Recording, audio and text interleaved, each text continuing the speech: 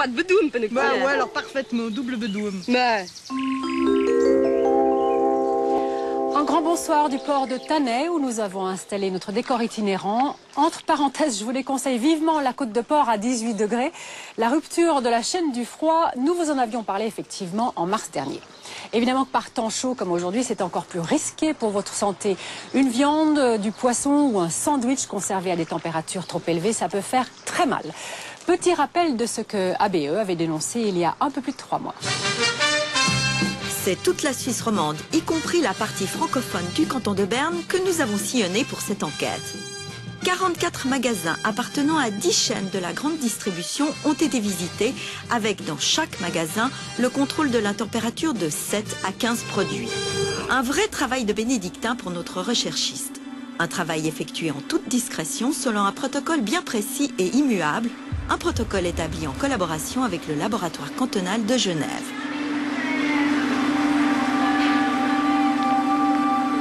Après avoir noté le type de produit, sa marque et son emplacement, notre enquêteur saisissait l'emballage et effectuait la mesure de température immédiatement sur place.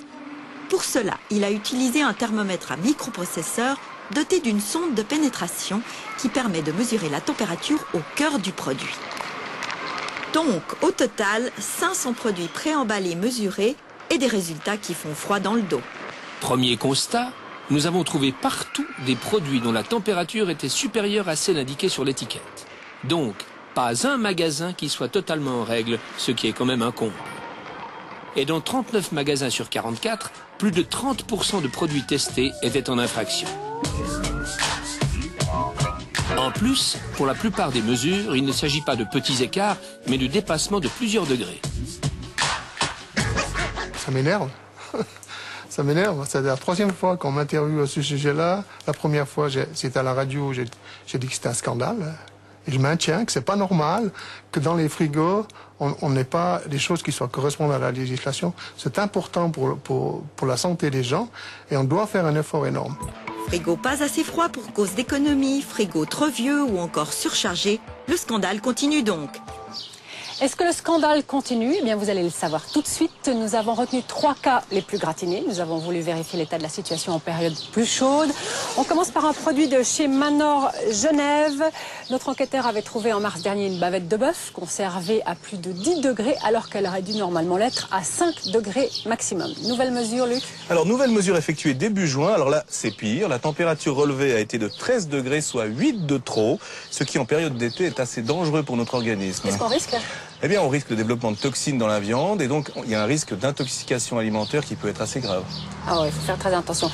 Deuxième exemple, une darne de saumon achetée à la Migros de Schenbourg. Elle aurait dû être conservée normalement à 2 degrés maximum. Température mesurée en mars, 5,8 degrés.